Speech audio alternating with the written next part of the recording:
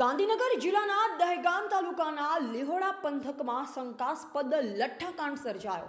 Range IG અને જિલ્લા police વડા લીહોડા ગામે પહોંચ્યા. મળતી માહિતી મુજબ જ્યાં દારૂ પીવાથી 2 વ્યક્તિઓના મોત થયા છે, જ્યારે 3 વ્યક્તિઓની હાલત ગંભીર બનતા તેમને ગાંધીનગરની સિવિલ હોસ્પિટલ ખાતે ખસેડવામાં આવ્યા છે.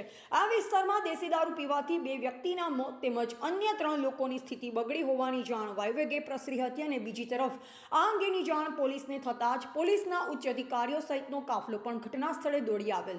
તો બીજી તરફ લીહોડા આસપાસના વિસ્તારમાં બેફામ વેચાતા દારૂના મામલે સ્થાનિકોમાં પણ રોષની લાગણી જોવા મળી રહી છે.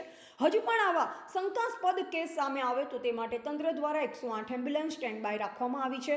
બંને મૃતદેહ પીએમ માટે ગાંધીનગર ખસેડાયા છે.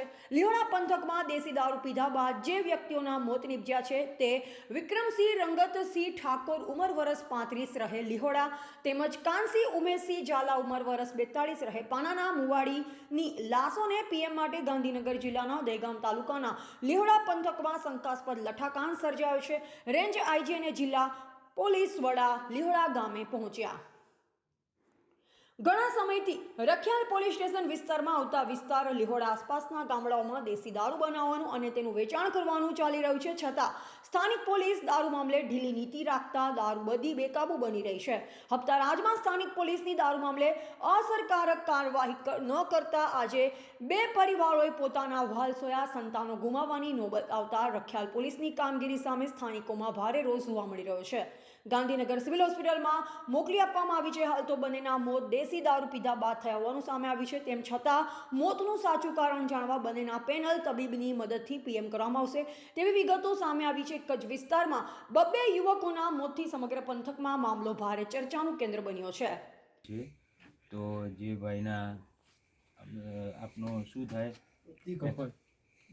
દીકરો આમનો દીકરો એક્સપાયર થઈ ગયો છે. એમનું કહેવું એવું છે કે દારૂ પીવાના કારણથી થઈ ગયેલો છે એક્સપાયર. તો એમનાથી વિગત પૂરી જાણીશું. કાકા, શું આખો બનાવ શું બન્યો? 6 વાગે બનાવ બન્યો. કેટલા વાગે તમારો દીકરો નીકળ્યો તો ઘરેથી? 5 વાગે.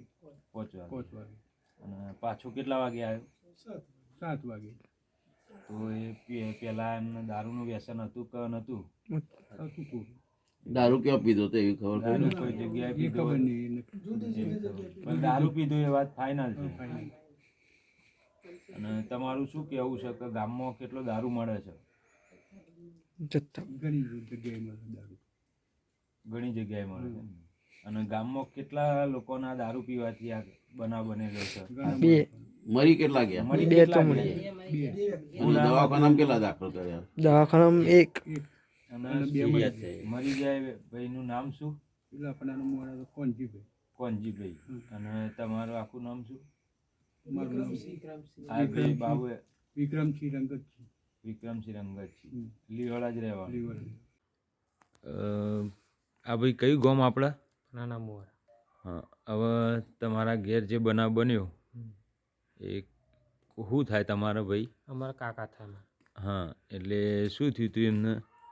એમને દારૂ પીવાથી થયું આપણે. દારૂ પીવાથી થયું. કેટલા વાગે પીધું એમને? અંદાજે લગભગ 4:30ની આજુબાજુ. 4:30. અને તમને ખબર કેટલા વાગે પડી? અમને લગભગ 5 વાગ્યાની આજુબાજુ ખબર પડી આપણે. એટલે ઘેર આવ્યા હતા?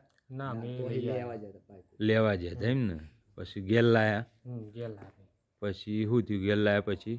ઘેર થયા પછી આપણે ઘેર ખાટલામાં ઊંઘા રહ્યા. પછી થોડી વાર ઊંઘી રહ્યા. પછી 2 પાન થઈ ગયા ચિંતાના. હા, પછી ચો લઈ ગયા હતા? ચોય પછી દવાખાના આપણે સીધા લઈ ગયા. દહેગામમાં આપણે કોઠારીને ત્યાં લઈ ગયા. હા. પછી સીધું કામ લઈ ગયા આપણે. હા હા. પછીથી કેસ એમને મૃત જાહેર કર્યા. આ બીજો કોઈનો કોનો બનાવ બન્યો? બીજું આપણે લીવડામાં થયું. આપણે એ ગામમાં કોઈ નહીં. લીહોડામાં થયો બીજો બનાવ. અને કેટલા જણા હતા ટોટલ? ટોટલ 3 જણા હતા. અત્યારે આપણો કેસ છે, સિરિયલ કેસ ચાલે છે. એક ભાઈ સિરિયસ છે. અને એ ભાઈનું નામ શું? એ નામ આપણા ગામમાં ખબર નહીં. લીવડા એ નહીં, આપણે તમારે જે ભાઈ એક્સપાયર થઈ ગયા એમનું નામ? કાનાજી ઉમેશજી. કાનાજી ઉમેશજી ઠાકોર. અને બીજા ભાઈ હતા એ આપણે શું નામ? વિક્રમસિંહ રંગતસિંહ ઠાકોર. અને પેલા ભાઈનું નામ ખબર નહીં. લઈ ગયા તમને ખબર છે? એવું છે.